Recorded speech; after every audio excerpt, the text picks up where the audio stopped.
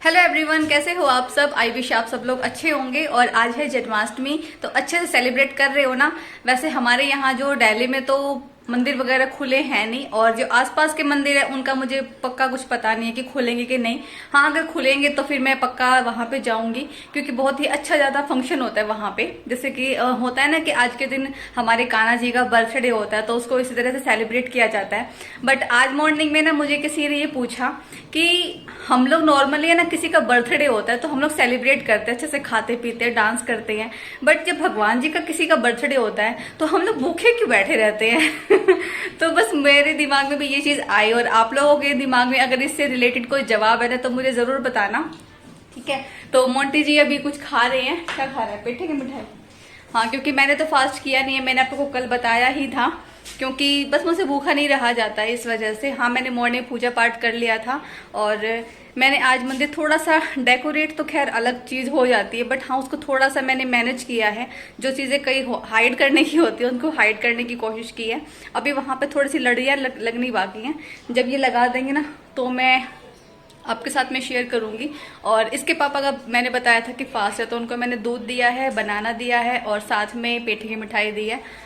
हाँ, वैसे मन में तो ये था कि हाँ चलो मैं कुछ बनाऊंगी, लेकिन मैं बना नहीं पाई हूँ अभी, क्योंकि जो उसके लिए सामान लेके आना था ना। मैं कल सारे दिन मैंने कोई ब्लॉग शूट नहीं किया था, क्योंकि जन्माष्टमी थी ना, इस वजह से। तो आज मैं सोच रही हूँ अगर बाहर जाऊंगी ना तो फिर जरूर सामान लेके आऊंगी, और फिर कोई मिठाई शेयर कर लूंगी।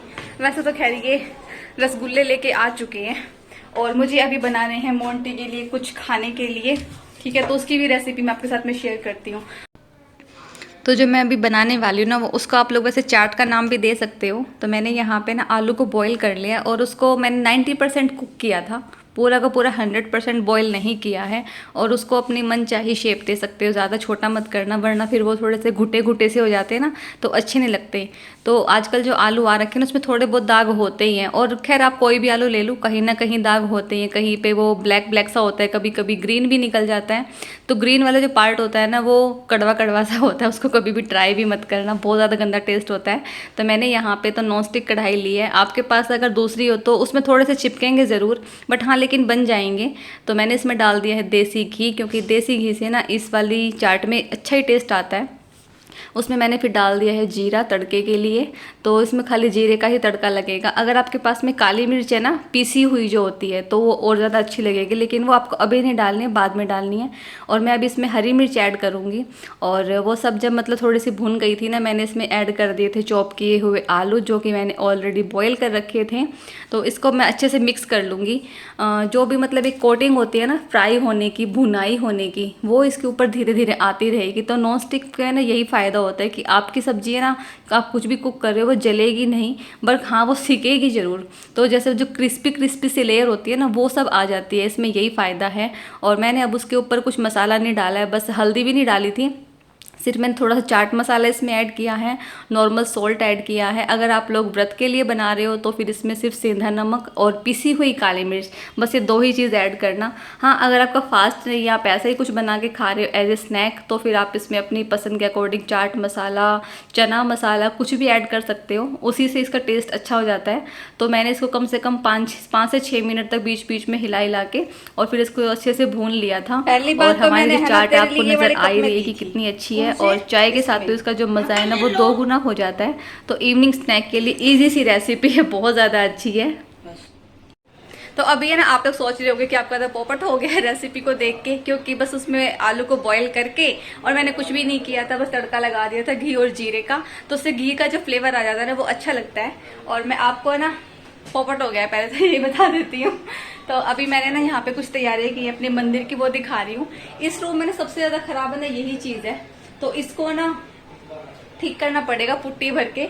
आता है मुझे भी करना, बट मैंने खुद से अकेले किया नहीं है। हाँ, इनकी हेल्प करा लेती थी पहले, बट ये अब की बार आगा ही नहीं ले रहे, तो मुझे ही कुछ करना पड़ेगा किसी दिन। तो ये है मेरा मंदिर। अलमारी है ना, ये इस तरह से कुछ है कि यहाँ पे ना ये कर्टेन लगा हुआ है, तो मंदिर पूरा का पूरा कवर हो जाता है। और जो नीचे वाला पोर्शन है ना वो हाइड करने की जगह है, क्योंकि सबसे नीचे इनका टूल रखा हुआ है, उसके ऊपर बक्सा रखा हुआ है जिसमें मेरा स्टिचिंग वगैरह सिलाई का सामान रखा होता है, तो वो थोड़ा मैसी दिखता है। और इस वाले पोर्शन में थोड़ी सीलन भी आई हुई है, तो मैंने इसको ना कर्टेन कर्टेन से कवर कर दिया। और ये जो बीच वाला पोर्शन है ना, एक यही है मेरे घर में जो मैं यहाँ पे मंदिर बना सकती हूँ। तो कभी अगर भगवान ने चाहा, भगवान ने साथ दिया, तो फिर मैं अपने भगवान जी के लिए, कन्हैया जी के लिए एक मंदिर भी लेके आऊँगी। तो ठीक है, सबसे पहले तो आप लोग जन्माष्टमी पे हमारे कान्हा जी के बाल गोपाल के दर्शन कर लीजिए। तो मैंने सुबह पूजा कर ली थी और मैंने ना यहाँ पे ये जो लड़ी है ये भी लगा रखी है, बट अभी ना इसको सेट नहीं किया है क्योंकि मुझे थोड़ा सा डर लगता है इन चीज़ों का। मेहंदी देखो ऐसे लग रहा है जैसे कि हाथ सड़ रहे हो। तो यहाँ पे ये मैंने इसी तरह से सिंपल सा अपना मंदिर ऑर्गेनाइज कर दिया था। और इसमें ना जो हमारे मंदिर में क्या होता है कि घी का डिब्बा हो गया, कॉटन, धूप बत्ती, आरती की किताबें और भी एक्स्ट्रा काफ़ी सारा सामान हो जाता है, एक दो दिए एक्स्ट्रा हो जाते हैं। तो इन सब के लिए ना मैंने यहाँ पे ये वाला सेपरेट इसलिए कर दिया। ये लकड़ी का बोर्ड रखा हुआ था तो इसको ना, ये वैसे तो मेरे पास कुछ जुगाड़ नहीं था, मैंने कॉर्नर में वहाँ पे ईंट रखी, उसके फिर बेस पे ना ये थोड़ा सा ऐसे हो रखा है और यहाँ पे अलग अलग पार्टीशन हो चुका है। तो अब इतना ख़राब नहीं लग रहा। कुछ ऐसा मेरे पास जुगाड़ था नहीं जो कि मैं पूरा का पूरा पार्टीशन कर दूँ। तो ये कुछ इस तरह से मेरा मंदिर है, आप लोग देख ही सकते हो। ये ना 3 रैक तो हैं यहाँ पे, लेकिन इन पे भी ना कुछ बिछाने के लिए मेरे पास फ़िलहाल तो नहीं है। और एक ये शेंगी की टी शर्ट थी, ये ना फट गई है तो इसको मैं दिखाती हूँ। एक स्लीव में ना इसकी होल हो रखा है और इसको ये पहनना छोड़ नहीं रहा। तो आज मैंने इसको पोछा बना दिया तो शायद अब ये छोड़ देगा। तो पहले तो इसको साफ़ कर लेती हूँ अच्छे से। और ये ना हाँ इस तरह से निकल जाता है। पहले तो सूखे से कर लेते, उसके बाद में फिर गीले से भी कर लूँगी। तो हम जो लेडीज़ होती है ना, हमारे पास चाहे कुछ भी हो ना हो, लेकिन हाँ हमारे पास में मेकअप का सामान ज़रूर मिल जाता है। तो आप लोगों ने नोटिस किया ही होगा, मैं कभी ज़्यादा मेकअप नहीं करती, बट हाँ सामान मेरे पास में ऑलमोस्ट सारा है कि अगर मुझे खुद से अगर रेडी होना है तो जो जो चीज़ें की मुझे नीड्स होती है, तो मैंने सारे के सारे अपनी ड्रेसिंग को खाली कर लिया था। तो अभी मैं इसकी सबकी डस्टिंग करूँगी। खैर डस्टिंग की ज़रूरत तो नहीं है इसमें क्योंकि अंदर इन सामान पे धूल नहीं लगती है, लेकिन जो बोर्ड होता है ना, बोर्ड के ऊपर बहुत ज़्यादा हो जाता है। और मैं ना कभी भी ड्रेसिंग के अंदर ऑयल नहीं रखती हूँ क्योंकि अगर आप वहाँ पे जिस भी एरिया में ऑयल रखोगे ना, भले ही वो लीक करे ना करे, बट हाँ वहाँ पे थोड़ा चिपचिपापन सा ज़रूर हो जाता है। तो मैंने पहले तो जो सूखा कपड़ा था ना उससे अच्छे से डस्टिंग कर रही थी। और आप लोग कुछ भी कपड़ा ले लो, खैर ये सब चीज़ें तो बताने की ज़रूरत होती ही नहीं है। मेरे मन में ये था कि मैं इसमें ना वॉलपेपर लगाऊं। मैंने वॉलपेपर ना कुछ घर में और कुछ डिफरेंट चेंज करने के लिए मंगा तो रखे हैं, बट पहले जिस पर्पज़ से मैंने कोई सामान मंगाया है वो पर्पज़ पूरा हो जाएगा ना, उसके बाद जो एक्स्ट्रा बचेगा तो मैं इसमें सेट करूँगी। फिलहाल तो मैं इसमें ना प्लेन ऐसे ही रखूँगी क्योंकि हो सकता है 15 दिन में ही हो जाए। अब अगर मैं एक्स्ट्रा अगर दुकान से ही मंगाती हूँ तो भी कम से कम 15-20 रुपये लगेंगे। और जो कि फिर मैं सोच रही हूँ कि जो चिपकाने वाले होते हैं ना उसकी लाइफ अच्छी होती है, तो वही वाला सेट मैं सोच रही हूँ कि इसमें लगा दूंगी।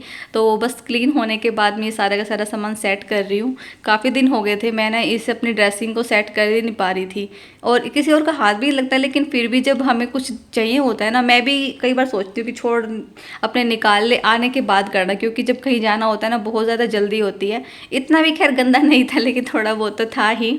तो यहाँ पर मैं अपना जो भी कुछ हमारा कॉस्मेटिक होता है ना वो सब सेट कर रही थी। और एक हाँ पता है आप लोगों में से परफ्यूम कौन कौन यूज़ करता है भाई? मैंने तो लाइफ में एक ही खरीदा भी नहीं है, वो मुझे किसी ने गिफ्ट किया था, मेरी मौसी की बेटी ने, वरना मैंने तो कभी परफ्यूम वगैरह यूज़ किया ही नहीं। और उसको भी शायद 6 से 7 साल हो चुके हैं, वो रखा ही है मेरे पास में।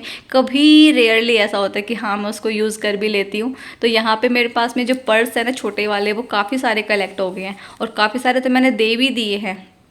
तो यहाँ पे आप लोग देख लो कि जो सबसे नीचे वाला पोर्शन था ना, वहाँ पे मैंने जो मेरे आर्टिफिशियल नेकलेस के सेट है वो रखे हुए थे, फ़ोन का डब्बा रखा हुआ है। और इस बीच वाले पोर्शन में मैंने ना जो मेरी आर्टिफिशियल ज्वेलरी है डब्बे के अंदर वो है, बैंगल्स हैं ये सब, और जो मतलब बेस होता है ना हमारे मेकअप में, फाउंडेशन, कंसीलर, ये सब उसी में रखा है।